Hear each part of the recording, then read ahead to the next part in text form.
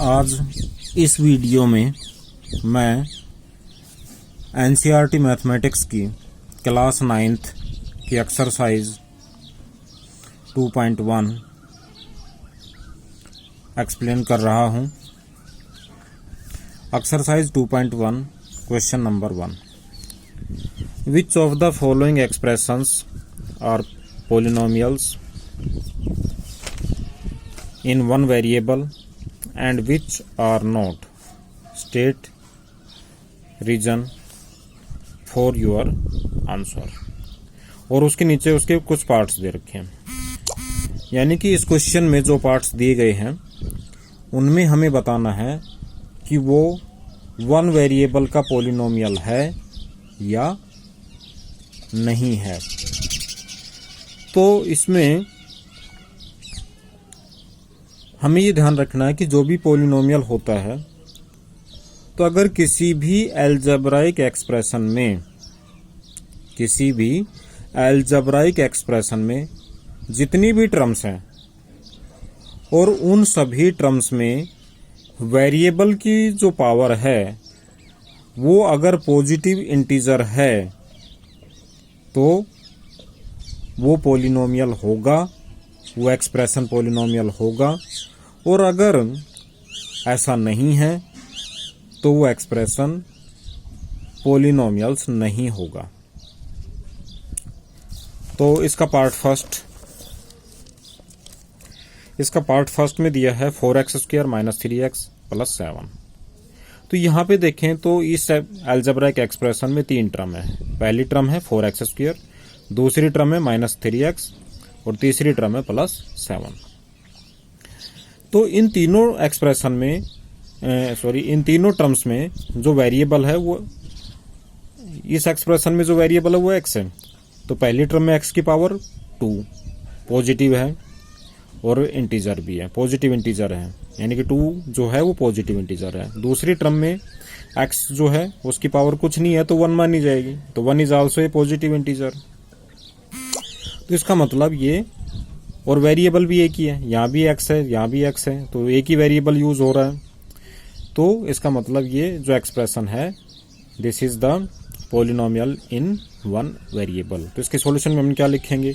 Solution में लिखेंगे here, यानी कि यहाँ पे जो है द पावर ऑफ वेरिएबल, और वेरिएबल क्या है x, तो हमने ब्रैकेट में लिख दिया the power of variable x in each term is a positive integer, यानी कि सारी टर्म्स में जो वेरिएबल की पावर है वो पॉजिटिव इंटीजर है। हेंस जो एक्सप्रेशन हमारा है 4x² - 3x + 7 is a polynomial in one variable. उसके बाद सेकंड पार्ट में दिया है y² + में √2। तो इसका सॉल्यूशन में हम लिखेंगे the power of variable y in each term is a positive integer, यानी कि यहाँ पे भी जो टर्म्स हैं वहां पे वेरिएबल की पावर पॉजिटिव इंटीजर है। यहाँ पे 2 टर्म्स हैं, पहली y², दूसरी प्लस में √2।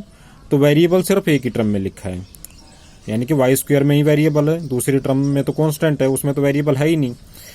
तो जिसमें दे रखा है उसमें उसकी पावर जो है वो पॉजिटिव है और इंटीजर की फॉर्म में है, यानी कि पॉजिटिव इंटीजर की फॉर्म में है। तो ये क्या होगा? पॉलिनोमियल इन वन वेरिएबल होगा, और वेरिएबल भी एक ही है, y का यूज हुआ है। तो the power of variable y in each term is a positive integer, hence y² + में √2 is a polynomial in one variable. तो इस तरीके से लिखा जाएगा।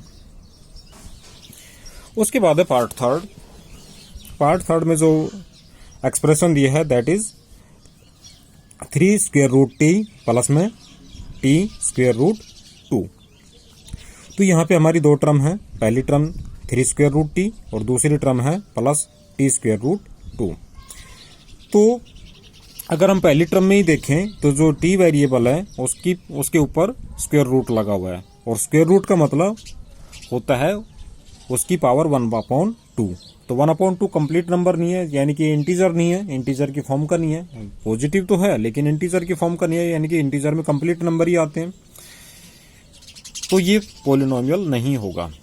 तो इसको ऐसे लिखेंगे, सॉल्यूशन में लिखेंगे 3√t + में t²√2 = लिख सकते हैं 3 और t की पावर 1/2, क्योंकि जब भी स्क्वायर रूट होता है तो स्क्वायर रूट का मतलब पावर 1/2 होता है, प्लस में t स्क्वायर रूट 2। हाँ, ये तो यहाँ पे लिख देंगे here power of variable t is not positive integer, यानी कि यहाँ पे जो पावर है वो पॉजिटिव इंटीजर नहीं है। हैंस 3√t प्लस में t√2 is not a polynomial, तो ये पॉलिनोमियल नहीं है। उसके बाद पार्ट फोर्थ में है y प्लस में 2/y, तो इसका सॉल्यूशन लिखेंगे y प्लस में 2/y is equal to y plus 2, और इस y को अगर मैं नोमिनेटर में ले जाऊं तो इसकी पावर क्या हो जाएगी -1। तो ये पॉजिटिव यहाँ पे भी नहीं है क्योंकि यहाँ पे तो नेगेटिव आ गया, तो ये भी पॉलिनोमियल नहीं होगा। देयरफॉर y प्लस में 2/y is not a polynomial because power of variable, और यहाँ पे वेरिएबल क्या यूज हो रहा है y, in each term is not A positive integer. यहाँ पे पॉजिटिव इंटीजर नहीं है, तो इसलिए ये पॉलिनोमियल नहीं है। उसके बाद है पार्ट फिफ्थ। पार्ट फिफ्थ में एक्सप्रेशन है x की पावर 10 प्लस y की पावर 3 प्लस में t की पावर 50। तो यहाँ पे जितने भी टर्म्स हैं, यानी कि 3 टर्म है 1, 2 एंड 3, तीनों टर्म्स में पावर जो है वो पॉजिटिव इंटीजर की फॉर्म में है, तो ये पॉलिनोमियल तो होगा। लेकिन यहाँ पे वेरिएबल 1 नहीं है, यहाँ पे 3 वेरिएबल यूज हो रहे हैं, यहाँ पे x, यहाँ पे y, यहाँ पे t, तो 3 अलग अलग वेरिएबल हैं। तो ये पॉलिनोमियल तो जरूर है, लेकिन ये 1 वेरिएबल की पॉलिनोमियल नहीं है, ये 3 वेरिएबल की पॉलिनोमियल है। तो इसका सॉल्यूशन हम किस तरीके से लिखेंगे, तो सॉल्यूशन में लिखेंगे here the power of variables in each term is a positive integer, hence it is a polynomial, यानी कि पॉलिनोमियल तो होगा, but clearly it is not a polynomial in 1 variable, polynomial in 1 variable, क्योंकि लेकिन ये एक वेरिएबल का polynomial नहीं है, बिकॉज हियर आर 3 वेरिएबल्स, क्योंकि यहाँ पे कितने वेरिएबल्स हैं, 3 वेरिएबल्स हैं, और क्यों कौन कौन से हैं वो ब्रैकेट में लिखे हैं, x, y और t, यहाँ पे 3 वेरिएबल का यूज हो रहा है। तो इस तरीके से ये लिखा जाएगा। उसके बाद आता हमारा क्वेश्चन नंबर 2। क्वेश्चन नंबर 2 में दिया है right the coefficient of x square in each of the following, और ये नीचे 4 पार्ट दे रखे हैं, 1 part, 2nd part, 3rd part और 4th पार्ट, यानी कि ये जो 4 पार्ट दे रखे हैं इनमें एक्स स्क्वायर का जो कोफिशिएंट है वो हमें बताना है। तो इसका सॉल्यूशन इस तरीके से हम लिख सकते हैं। पार्ट फर्स्ट हम सोल्व करेंगे, तो पार्ट फर्स्ट में हम लिखेंगे कोफिशिएंट ऑफ एक्स स्क्वायर इन, और जो पार्ट फर्स्ट में एक्सप्रेशन था वो लिख देंगे। तो यहाँ पे एक्सप्रेशन था 2 + x² + x, तो ये हो गया coefficient of x square in 2 + x² + x is equal to, अब यहाँ पे जो एक्स स्क्वायर वाली टर्म है उसका हमें कोफिशिएंट चेक करना है। तो यहाँ पे एक्स स्क्वायर वाली टर्म बीच की है और इसमें एक्स के आगे कुछ नहीं लिखा है, तो अगर कुछ नहीं है तो उसका कोफिशिएंट 1 माना जाएगा। तो यहाँ पे एक्स का कोफिशिएंट क्या हो गया, प्लस तो है ही और उसका कोफिशिएंट 1, तो ये प्लस का 1 आ गया। उसके बाद सेकंड पार्ट में coefficient of x square in 2 - x² + x³, यानी कि दूसरे पार्ट का जो एक्सप्रेशन था वो यही था। तो उसमें क्या होगा, एक्स स्क्वायर का कोफिशिएंट, तो यहाँ भी एक्स स्क्वायर वाली जो टर्म है वो बीच वाली टर्म है, और यहाँ पे भी एक्स स्क्वायर का आगे कुछ नहीं है एक्सेप्ट माइनस साइन। इस टर्म में माइनस साइन के अलावा और कुछ लिखा नहीं है, तो 1 माना जाएगा। तो यहाँ पे माइनस साइन भी हमें साथ लेना है, तो एक्स स्क्वायर का जो कोफिशिएंट होगा वो यहाँ क्या होगा, -1। उसी तरीके से थर्ड पार्ट में coefficient of x square in π/2 x² plus में x, यानी कि तीसरे पार्ट का एक्सप्रेशन ये है। तो यहाँ भी हमें एक्स स्क्वायर का कोफिशिएंट बताना है। तो ये एक्स स्क्वायर वाली पहली ही टर्म है, तो एक्स स्क्वायर वाली पहली टर्म में एक्स स्क्वायर से आगे क्या लिखा है, π/2, तो यहाँ पे एक्स स्क्वायर का कोफिशिएंट क्या होगा, π/2। और उसके बाद fourth part coefficient of x square in √2x - 1, यानी कि फोर्थ पार्ट का एक्सप्रेशन √2x - 1 है। तो इसमें हमें एक्स स्क्वायर का कोफिशिएंट बताना है। तो यहाँ पे एक्स स्क्वायर की वाली टर्म्स ही नहीं है, यानी कि इस एक्सप्रेशन में एक्स स्क्वायर की टर्म ही नहीं है, तो एक्स स्क्वायर का कोफिशिएंट क्या हुआ, 0। उसके बाद क्वेश्चन नंबर 3। क्वेश्चन नंबर 3 में है give 1 example each of A binomial of degree 35 and a monomial of degree 100। तो उसका सॉल्यूशन हम इस तरीके से लिखेंगे। सॉल्यूशन लिखने से पहले हमें पता होना चाहिए कि हम मोनोमियल किसको बोलते हैं, बाइनोमियल किसको बोलते हैं। तो मोनोमियल का मतलब ऐसी अलजेब्राइक एक्सप्रेशन जिसमें सिर्फ एक टर्म हो, जिसमें सिर्फ एक टर्म होती है, वो होते हैं मोनोमियल। और ऐसा अलजेब्राइक एक्सप्रेशन जिसमें दो टर्म होती हैं, वो होता है बाइनोमियल। और यहाँ पे हमें डिग्री के बारे में भी समझना जरूरी है। तो किसी भी अलजेब्राइक एक्सप्रेशन में चाहे उसमें कितनी भी टर्म हो, तो उसमें वेरिएबल की जो सबसे बड़ी पावर है किसी भी टर्म में, यानी कि उस पूरे एक्सप्रेशन में वेरिएबल की जो सबसे बड़ी पावर है वो उसकी डिग्री होती है। उस पूरे एक्सप्रेशन की वो डिग्री होती है। डिग्री किसी एक्सप्रेशन की क्या होती है, मैं दोबारा से रिपीट कर रहा हूं। किसी भी एक्सप्रेशन में किसी भी टर्म में वेरिएबल की जो सबसे बड़ी पावर है वो उस पूरे एक्सप्रेशन की डिग्री मानी जाती है। तो इसको अब सॉल्यूशन में लिखेंगे। तो हमें एक बाइनोमियल लिखना है जिसकी डिग्री 35 हो। तो बाइनोमियल का मतलब उसमें दो टर्म होनी चाहिए और डिग्री यानी कि उसकी सबसे बड़ी पावर जो वेरिएबल की है वो 35 होनी चाहिए। तो मैंने लिखा एक्स की पावर 35 प्लस एक्स की पावर 20। तो यहाँ पे दो टर्म है तो इसका मतलब ये बाइनोमियल हुआ। और इन दोनों में सबसे बड़ी पावर क्या है, 35।